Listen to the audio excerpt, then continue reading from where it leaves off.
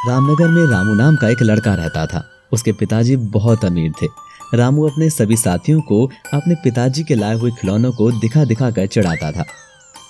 अरे रामू, आज तू क्या लाया है?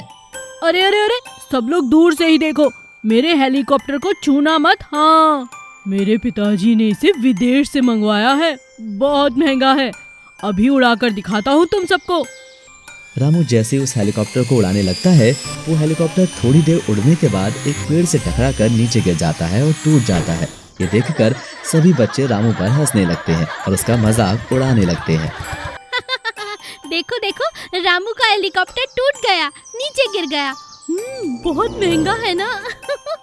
हाँ हाँ, देखो देखो कितनी डींगे मार रहा था, इसका तो हेलीकॉप्टर उड़ा भी नहीं। रामू बहुत घमंडी होने के साथ साथ नकलची भी था। एक दिन उसी गांव में रहने वाले मंगरू ने अपने पिता द्वारा बनाई गई बांस की साइकिल रामू को दिखाई। रामू उसको देखकर बहुत गुस्से में हो गया और उसने जिद कर ली कि वो भी बांस की साइकिल बनाएगा और वो अपने पिताजी के आगे जिद करके रोने लगता है। पिताजी, मुझे भी बांस चाहिए, मैं भी बांस की साइकिल बनाऊंगा। उसके पिता ने उसे बहुत समझाया। उसकी माँ ने भी उसे समझाया कि बेटा, बांस की साइकिल नहीं बनती। अरे बेटा, तुम जिद क्यों कर रहे हो? बांस की भी कभी कोई साइकिल हुई है क्या? जब देखो कोई ना कोई बात के पीछे तो जिद करता रहता है, किसी की बात नहीं सुनता। लेकिन वो नहीं माना। रामू के पिता ने उसे बांस लाकर दे दिए। रामू ने 2 दिनों में ही अपने नौकरों की सहायता से एक बांस की एक साइकिल बना ली और उसे लेकर गांव के मैदान में खेलने के लिए आ गया, जो कि थी तो एक आम साइकिल, लेकिन उसमें उसने 1-2 चीजें बांस की लगा रखी थी। तभी वहां पर मंगरू भी अपनी जुगाड़ की हुई बांस की साइकिल लेकर आया। उसे देखकर रामू ने कहा, अरे ओ मंगरू, तुझे बहुत घमंड है ना अपनी बांस की साइकिल पर। ये देख, मैंने भी बांस की साइकिल बनाई है, आजा, दम है तो रेस लगाते हैं। रामू, तुम्हारी साइकिल बहुत अच्छी है। छोड़ो ना, रेस वेस क्या लगानी है, हम लोग साथ मिलकर खेलते हैं। सभी बच्चों ने रामू को बहुत समझाया कि तुम्हारी बांस की साइकिल चलेगी नहीं। अरे रामू, तुम जिद क्यों कर रहे हो? तुम्हारी ये बांस की साइकिल कामयाब होने वाली नहीं। लेकिन वो नहीं माना और पहाड़ी के ढलान पर वो लोग रेस लगाने लगे। रामू की साइकिल ढलान पर थोड़ी देर तो चली, लेकिन थोड़ी ही देर में उसकी साइकिल का एक एक पुर्जा अलग होने लगा।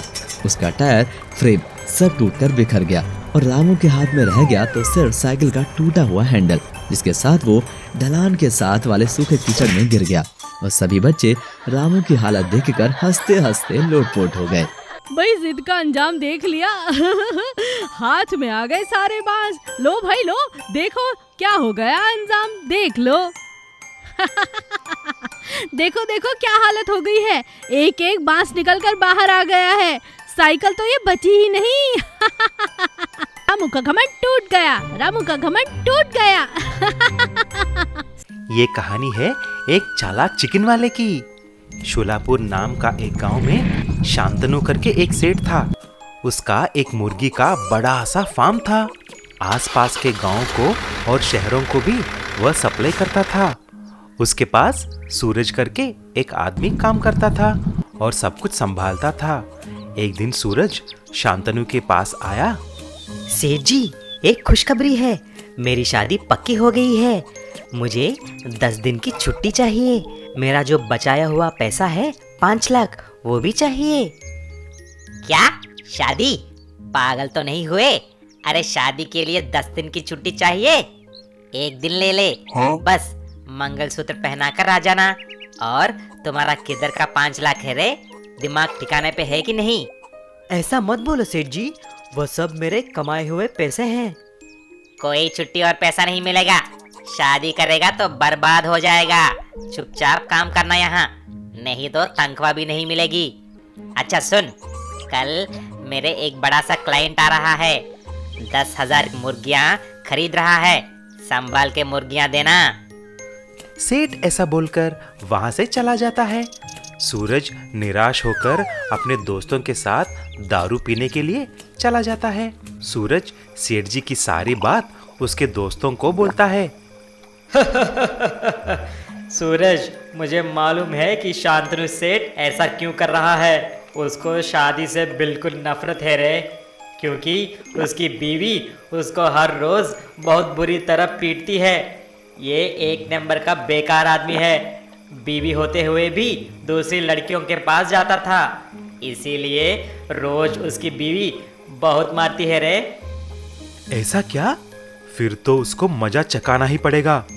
एक काम करता हूँ, सेठ ने बोला कि कल 10,000 मुर्गियां खरीदने के लिए कोई आ रहा है। मैं सब मुर्गियों को रंग डालकर कहीं छुपा देता हूँ, तब आएगा मजा। ऐसा ही सूरज अगले दिन सारी मुर्गियों को रंग डालकर बगल की झोपड़ी में छुपा देता है।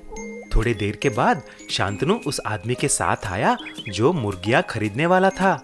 शांतनु ये देखकर चौंक जाता है कि उसके फार्म में एक भी मुर्गी नहीं थी। अरे ये क्या रे सूरज, मेरे सारे मुर्गियां कहाँ हैं? पार्टी भी खरीदने के लिए आ गई है।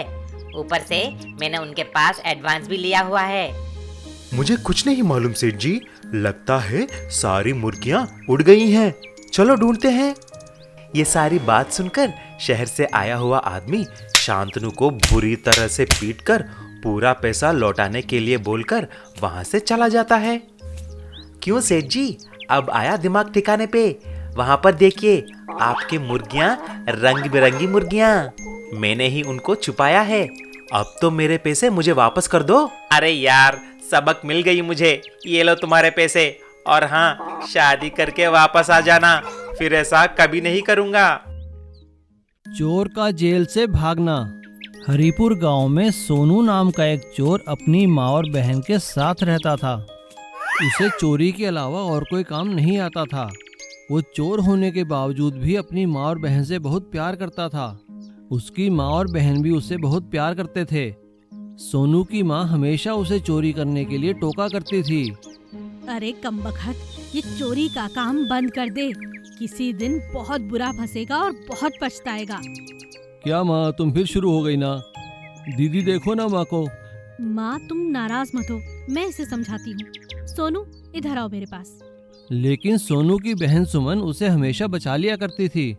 सोनू कई साल तक चोरी करके पुलिस से बचता रहा। अपनी माँ के बार बार टोकने पर उसने अपनी माँ से वादा किया कि बहन की शादी हो जाने के बाद वो चोरी का काम छोड़ देगा और ईमानदारी से कोई धंधा शुरू करेगा।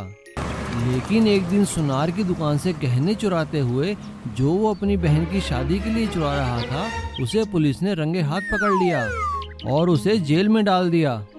जब इस बात का पता उसकी माँ को लगा तो उसकी माँ ने सुमन से कहा, देख लिया सुमन, मैं कहती थी एक दिन ये बहुत बुरा फंसेगा इन चक्करों में। अब जाकर जेल में समझा अपने भाई को, शायद उसे अब कुछ समझ में आ जाए।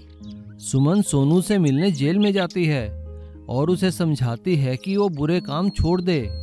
सोनू उससे वादा करता है, बस दीदी, अब किसी तरह आपकी शादी हो जाए, उसके बाद मैं सारे काम छोड़ दूंगा। मैंने आपसे पहले भी कहा था। सोनू को चोरी करने के इल्जाम में 1 साल की सजा हो जाती है। 1 साल की सजा पाने पर सोनू परेशान हो जाता है क्योंकि उसकी बहन की शादी तो 1 महीने बाद ही थी। जेल में उसकी मुलाकात जग्गा नाम के एक आदमी से होती है जो एक खून के आरोप में सजा काट रहा था। जग्गा की जेल में बहुत पहुंच थी, उसकी सभी इज्जत करते थे। सोनू जग्गा से मिलने के बाद जेल से भागने का प्लान बनाने लगा और सोनू ने जग्गा से झूठ कहा, जग्गा भाई, क्या आप मेरी जेल से भागने में मदद कर सकते हैं? मेरी माँ बहुत बीमार है, मैं बस एक बार उससे मिलना चाहता हूँ। क्या कह रहे हो तुम सोनू? अगर ऐसी बात है तो ठीक है, कल तैयार हो जाना। किचन का सामान लाने वाली गाड़ी में मैं तुम्हें भेज दूंगा बाहर। और जग्गा प्लान के मुताबिक किचन का सामान लाने वाली गाड़ी में सोनू को जेल से बाहर भगा देता है। सारे जेल में हड़कंप मच जाता है। जब जेलर को पता चलता है कि जग्गा ने सोनू की मदद की है तो वो जग्गा से कहता है, जग्गा, हम सब तुम्हारी इज्जत करते हैं, लेकिन तुमने ये क्या किया? एक चोर को जेल से भगा दिया। अरे साहब, उसने कहा था कि उसकी माँ की तबीयत बहुत खराब है, वो उनसे मिलके आ जाएगा। क्या कहा? उसकी माँ की तबीयत? अरे उसकी माँ तो बिल्कुल ठीक ठाक है, उसने तुमसे झूठ बोला है जग्गा। ये बात सुनकर जग्गा को सोनू पर बहुत गुस्सा आया और उसने जेलर को सोनू के छुपने वाली जगह बता दी। पुलिस ने उसके घर पे छापा मार के सोनू को पकड़ लिया और उसे फिर से जेल में बंद कर दिया। जेल में जग्गा ने सोनू की खूब पिटाई की क्योंकि सोनू ने उसे झूठ जो बोला था। सोनू ने जग्गा से हाथ जोड़कर माफी मांगी। जग्गा भाई, मुझे माफ कर दो, मुझसे बहुत बड़ी भूल हो गई। अब सोनू समझ चुका था कि ईमानदारी से काम करने में ही उसकी भलाई है।